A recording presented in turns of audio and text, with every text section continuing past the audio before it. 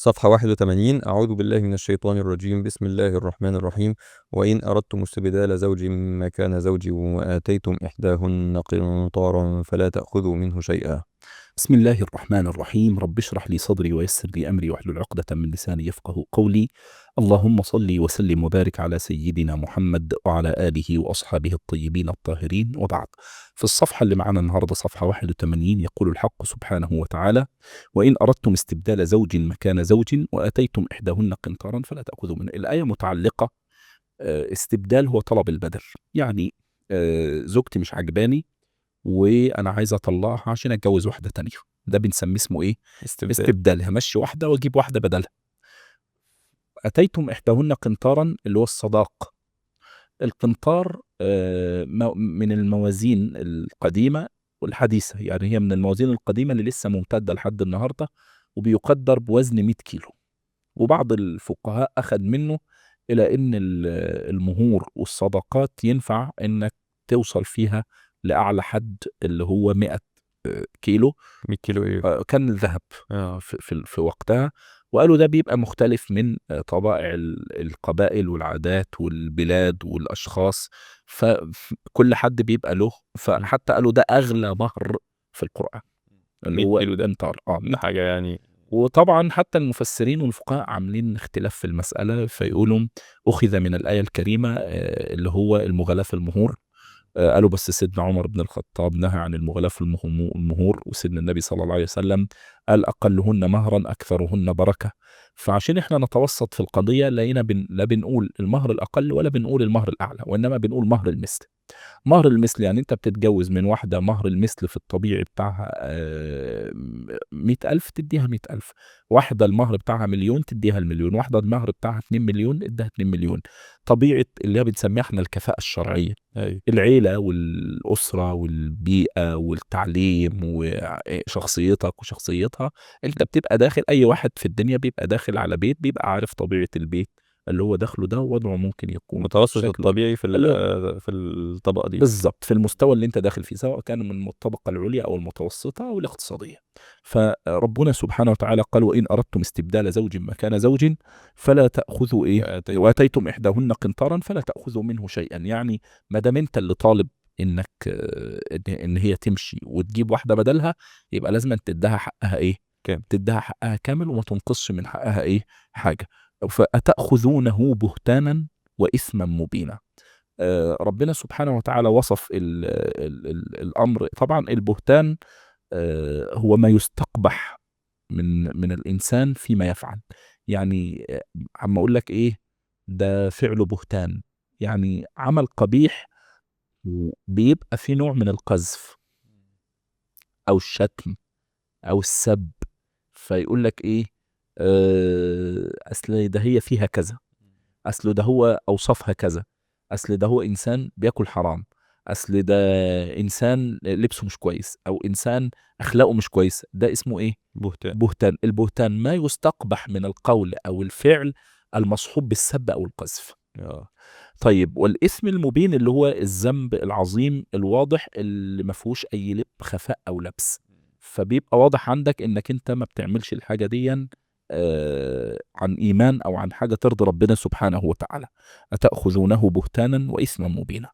وبعدين ربنا اتكلم على معنى في غاية العمق في العلاقة الأسرية، اللي هي وكيف تأخذونه وقد أفضى بعضكم إلى بعض. أفضى بعضكم إلى بعض، كلمة أفضى من الإفضاء، والإفضاء كلمة مشتقة من الفضاء. الفضاء هو المتسع. المتسع يعني أنت كان عندك متسع ليها على كل المستويات، وهي كان عندها متسع ليك على يعني إيه متسع؟ المتسع إنك بكلمة أصبحت ترى منها ما لا يراه أبوها ولا أخوها. فما فيش متسع بعد إنك تشوف جسمها كامل وتطلع على عورتها ويحل لك ما لا يحل لأقرب الأقربين. ولذا فإننا نبحث عند النبي صلى الله عليه وآله وسلم في خطبة الوداع، فتستمع إلى المعصوم وهو يقول: أوصيكم بالنساء خيرا، فإنهن عوان عندكم. عوان يعني بيساعدوكم. استحللتم فروجهن بكلمة، وأرجعتموهن بيوتهن بكلمة. يعني هي كلمة، كلمة الطلاق كلمة جوزني جوزتك، طلقت طلقت. مم. يعني انت بكلمة واحدة قلت لأبوها زوجني ابنتك البكر البالغ الرشيد، أو موكلها قال لك زوجتك. بالكلمة دي أصبحت ترى منها ما لا يراه أبوها ولا أخوها، وتتعامل معها معاملة الجسد الواحد، انت وهي حاجة واحدة. نعم. وبكلمة سيدنا النبي بيقول أرجعتموهن بيوتهن، وبكلمة واحدة قلت لها انت طالق، انت طالق، بقت حرام ترجع بيت أبوها لتلمسها بعد ما شفت منها كل حاجة وعملت معاها كل حاجة. عشان كده ربنا بيقول يعني وكيف تأخذونه، يعني يهون عليك تظلمها بعد ما كنت سترها وهي سترك. مش فاكر الآية بتاعت هن لباس لكم وأنتم لباس لهن. هن لباس لكم، ما هي سترك وانت سترها. انت فيك عيوب ما حدش يعرفها غيرها، وهي فيها عيوب ما حدش يعرفها غيرك، لكن ربنا ارتضى لكم الستر وارتضى لكم الإفضاء. وسيدنا رسول الله يقول إن من أكبر الكبائر أن يفضي الرجل إلى امرأته وتفضي إليه، ثم يستيقظ أحدهما فيفشي سر الآخر أو سر صاحبه. أنت متخيل مثلا إما أبقى مثلا قاعد أتكلم مع زوجتي والصبح ألاقي اللي أنا بقوله كله في بيت حماتي، أو زوجتي بتتكلم معايا والصبح تلاقي اللي قالته كله عند أمي وإخواتي أو أصحابي. هو المشاكل ده دين؟ كلها بتطلع من كده أصلا. للأسف يعني. هو ده دين؟ هي دي رجولة؟ هي دي أخلاق؟ هي دي قيم؟ طب هي دي أمومة لو أنت أنثى؟ طب هو ده بيت؟ طب البيت إذا اتفتح بالطريقة دي، ده هي البيوت بتقوم على الستر. أول ما تبدأ ثوب الستر يطلع إحنا اللي بنطلعه، يعني إحنا اللي بنشيله عن بعض. فأبدأ أقول مراتي فيها، هي تبدأ تقول ده جوزي فيه، ده بيأكل ما بيأكلش، ده بخيل، ده فقير، ده غني، ده عنده، ده ما عندوش. أبدأ أقول لا، هي بتتكلم ما بتتكلمش، بتقعد ما بتقعدش، بتتعامل ما بتتعاملش. مجرد ما شلت ثوب الستر انت خلاص اللباس بوظت اللي العلاقة. ربنا خلاص، ده انت ربنا جعله هن لباس لكم وانتم لباس لهن. فربنا بيقول لك يعني ولا تنسوا الفضل بينكم. اللي انت عايز تمشيها دي، افتكر في يوم من الايام الحر، اهل الله يقولوا ايه؟ الحر من يراعي وداد ساعة. ساعة يعني لحظة، مش 60 دقيقة. أيوه. يعني لو انا اتصفيت ليك في دقيقة، خليك حر. راعي ان احنا في وقت كنا صافيين مع بعض، في وقت انا احتويتك وانت احتويتني، في وقت انا استمعت اليك وانت استمعت الي، في وقت تشابكنا وتعانقنا عناق النفس الواحده. فتيجي بعد ده ونفضح بعض في المحاكم ونطلع على بعض البلاوي ونقول طلاق؟ ده مش طلاق، ده دمار بيحصل في البيوت. وكيف تأخذونه؟ وبيجي هو يستنكر ان لا ليها متعة ولا ليها ولا ليها ولا ليها ولا ليها، ويستنكر اولاده وما يسألش عنهم وما يصرفش عليهم. وهي تيجي هي يبقى هو ما معهوش وترفع عليه قضية نفقة وتضرب ورق مع المحامي انه بيقبض 100,000 وهو بيقبض 3 4 5,000. ده احنا بنشوف في الفتوى حاجات تجنن. ومن الاتنين بقى يعني، فتيجي انت تقول أليس منكم رجل رشيد؟ البيت ده عشان يقوم. وكيف تأخذونه وقد أفضى بعضكم إلى بعض. وشوف تعبير القرآن بقى، وأخذن منكم ميثاقا غليظا. كلمة الميثاق دي جت في القرآن كتير، ما جاتش باللفظ ده إلا هنا، الجواز. اللي هو ميثاق غليظ. عارف يعني انت ايه ميثاق غليظ؟ ميثاق غليظ يعني عظيم، مم. يعني تقيل، يعني شديد، يعني مشهود عليه من الله سبحانه وتعالى. انت متخيل ان ربنا اخذ مواثيق في القرآن قد كده؟ واذ اخذنا ميثاق، واذ اخذنا ميثاقكم، واذ اخذنا ميثاق بني اسرائيل، واذ اخذ الله ميثاق النبيين لما اتيتكم. كل المواثيق دي ربنا ما وصفش فيها غلظة، لكن جه في ميثاق الاسرة الغليظ. غليظ يعني ايه؟ يعني خليك راجل، حافظ عليه وصونه. غليظ يعني ايه؟ يعني خليكي انثى محترمه جميله حاجيه كريمه، صوني بيتك وصوني عرضك.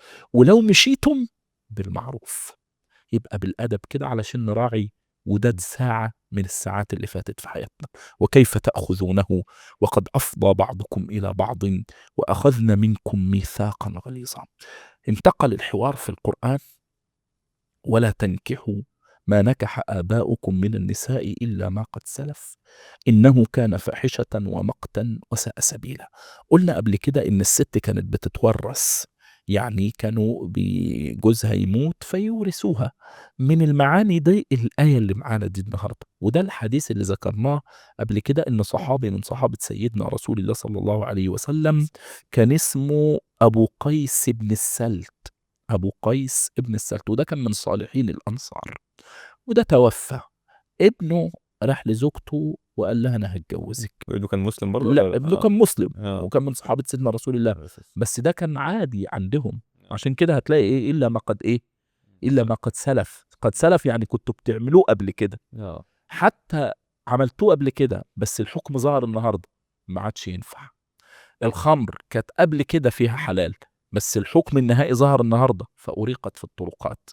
انك تتجوز مرات ابوك كان جائز قبل كده، وقبل ما الاسلام يوضح حكم صريح في المسألة. عشان كده الا ما قد سلف يعني قبل ما يظهر الحكم النهائي. ما تطلقهمش دلوقتي يعني. لا، اللي حصل حصل. لا يتطلقوا. اه بجد. مجرد ما نزل الحكم الشرعي ينفصلوا. اه خلاص الحكم الشرعي جه، فكل واحد يروح لحاله. اللي ما قد سلف بقى معناها عفى الله عما سلف. بالظبط كده. اللي قبل كده ما كان ما فيهوش مشكلة، لكن من مجرد الحكم الشرعي ينفصل. اه تمام.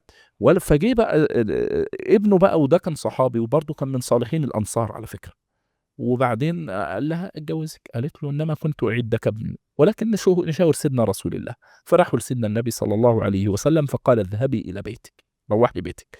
وانزل الحق سبحانه وتعالى ولا تنكحوا ما نكح ايه، آباؤه. ما نكح آباؤكم من النساء إلا ما قد سلف إنه كان فاحشة ومقتا وساء سبيلا. طبعا المسألة بتعاد يعني لو شفناها في العمق المعرفي هي بتعالج فينا قضية إيه؟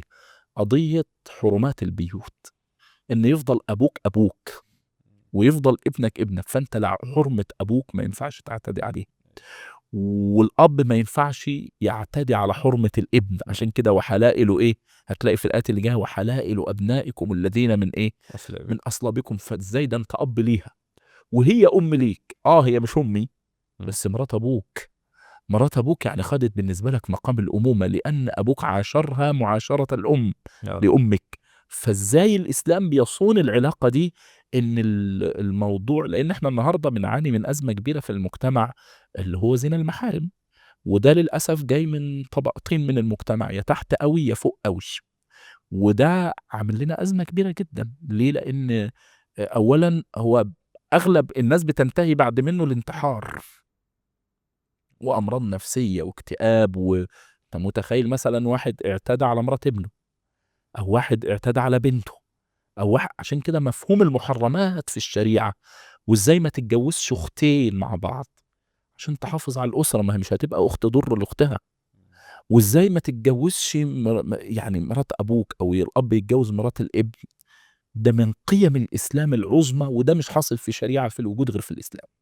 يعني الأحكام الخاصة بالأسرة دي وعلاقة البيت يمشي إزاي وينتظم العلاقة فيه إزاي هي تبقى أمك وهي مرات أبوك، وإزاي هي تبقى بنتك وهي مرات ابنك، وإزاي تصون العلاقة دي إنك تحتوي وتحافظ على البيت.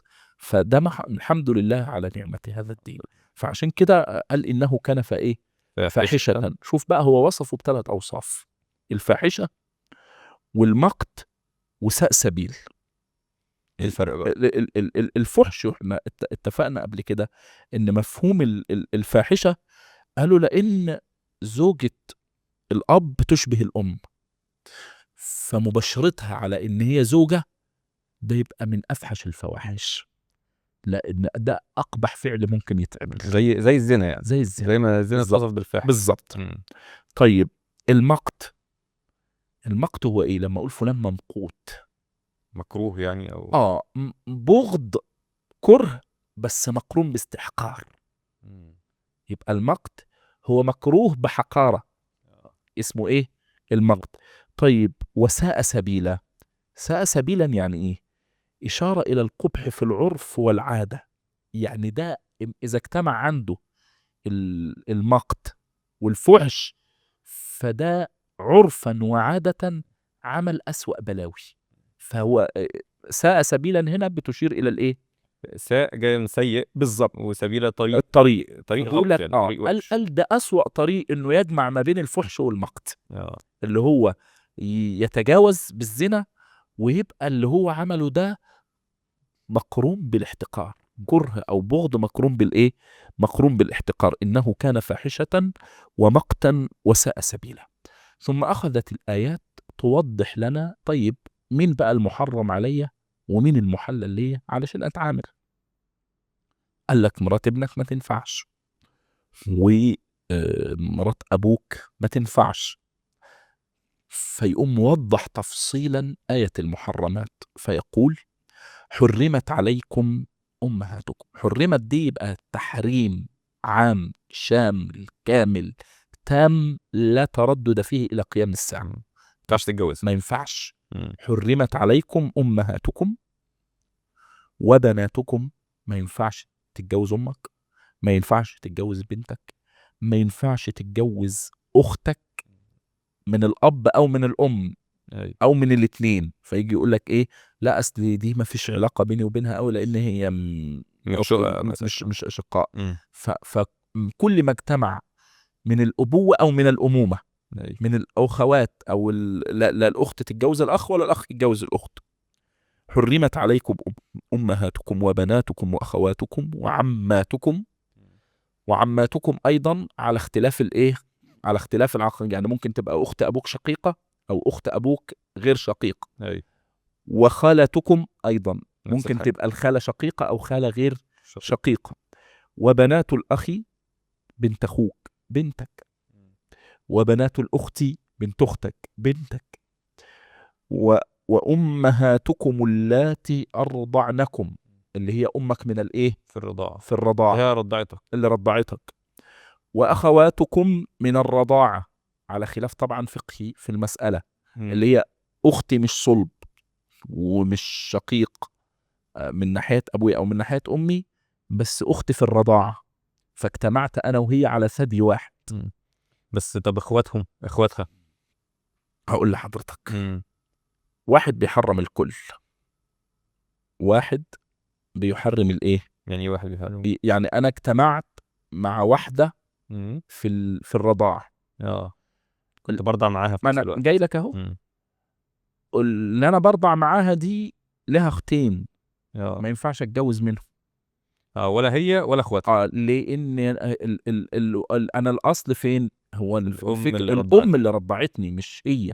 يعني الحرمه مش فيها هي، انما الحرمه اللي رضعتني هي اللي رضعت اختها الكبيره واللي رضعت اختها اصغر، سواء كانت اكبر او اصغر على الاخوه. فكل دول يعتبروا اخوات في الرضاعه، مش اللي انا رضعت معاها بالظبط، مش اللي انت رضعت معاها في نفس الوقت. تمام. على خلاف فقهي في الرضعات بقى، فيقولوا هل رضعت رضاع كامل؟ يعني شهر واثنين وثلاثة واربعة، اللي هم بيسموه يقولوا حصل به ما ينبت به اللحم وينشز به العظم. يعني أنا شربت منها لما جسمي استوى، فأنا ارتويت منها. وبعض يقول لك إيه؟ فوق الثلاث رضعات المشبعات، والبعض يقول لك فوق الخمس رضعات مشبعات. فده على خلاف ما بين الإيه؟ ما بين الفقهاء. أحيانا إحنا طبعا بنتجاوز يعني احنا النهارده بنقول ايه؟ قبل ما تاخد الخطوه. ممكن يجي لحد في الفتوى وخد الخطوه واتجوز ومعاه 3 4 عيال ويقول لي انا رضعت على مراتي، عرفت فجاه ان انا كنت راضي عليها وانا ما كنتش اعرف، او ما حدش قال لي. هتلاقي لها بقى مخرج فرعي. هنا بقى هنوقف ونقول له طب انت معاك كام عيل منها؟ طب ما اعرفش ايه. بنبدا ندور له على مخرج شرعي عشان نحافظ على الايه؟ نحافظ على الاسره دي ما نهدهاش. وامهاتكم اللاتي ارضعنكم واخواتكم من الايه؟ من الرضاعه، وامهات نسائكم حماتك، وربائبكم اللاتي في حجوركم. اتجوزت واحده معاها بنت، بنتها دي لازم ان انت تعاملها معامله الاب، وهي بالنسبه لك تبقى البنت، فتحرم عليك. وده بيحتاج برضو لأدب معين في البيوت وفي الأسر وفي العلاقات. وربائبكم اللاتي في حجوركم من نسائكم اللاتي دخلتم بهن. في حجوركم ديت يعني اللي تربوا عندكم. بالظبط. من نسائكم اللاتي دخلتم بهن، اتجوزته. فإن لم تكونوا دخلتم بهن، طيب ما دخلتش بأمها، اتجوزتها بس لسه كتبت وما اتجوزتش، ما دخلتش عليه، فما حصلش علاقة بيني وبينها، فهنا ما فيش مشكلة. بس لازم اسيب تمام؟ الام ما صح. هتسيب الام خلاص كده كده. اه. تمام. وربائبكم اللاتي في حجوركم من نسائكم اللاتي دخلتم بهن فإن لم تكونوا دخلتم بهن فلا جناح عليكم وحلائل أبنائكم الذين من أصلابكم. حلائل أبنائكم الذين من أصلابكم اللي هم إيه؟ مرات ابنك. اه. تمام. بغض النظر طبعا عن التبني لأن الإسلام أبطل التبني، فلما قضى زيدا منها وطرا زوجناكها، هتجيلنا في التفسير. وحلائل أبنائكم الذين من أصلابكم اللي هم اولادكم اللي من صلبك، مش م- ابنك اللي هو ابن. بالتبني. اه، بالظبط. مش ابنك بالتبني، او مش ابن مراتك بقى يعني بالظبط. لا لو ابن مراتك ما ينفعش، اه، دي هتبقى. هياخد نفس الحكم. وأن تجمعوا بين الأختين إلا ما قد سلف. مم. إلا ما قد سلف هنا بيختلف المفسرين فيها، فيقول لك هل إلا ما قد سلف اللي هو قبل ما الحكم ده ينزل فأنا اتجوزت 2 إخوات، فده رأي. بس قال لك طيب إلا ما قد سلف أنا اتجوزت 2 إخوات والحكم جه، أفارق واحدة وابقى على واحدة. مم. ده رأي. ورأي ثاني للمفسرين قالوا لا، وأن تجمعوا بين الأختين إلا ما قد سلف، قالوا يعني لو واحدة منهم ماتت ينفع تتجوز الإيه؟ التانية، زي سيدنا عثمان بن عفان رضي الله عنه وأرضاه لما تزوج بنتين لسيدنا رسول الله. لما ماتت الأولى تزوج الثانية، وقال له النبي بعدما ماتت الثانية لو كان عندنا ثالثة لزوجناك يا عثمان. فأن تجمعوا بين الأختين إلا ما قد سلف، إنك ما ينفعش تتجوز أختين على بعض لأن ده بينشئ نوع من الإيه؟ نوع من قطيعة الأرحام والخصومة في القلوب. تمام. إن الله كان غفورا رحيما. وصدق الله العظيم. ونستغفر الله من كل قول وعمل أردنا به وجهه فخالطنا فيه ما ليس له، والله أعلى وأعلم بمراده من كلامه، والحمد لله رب العالمين.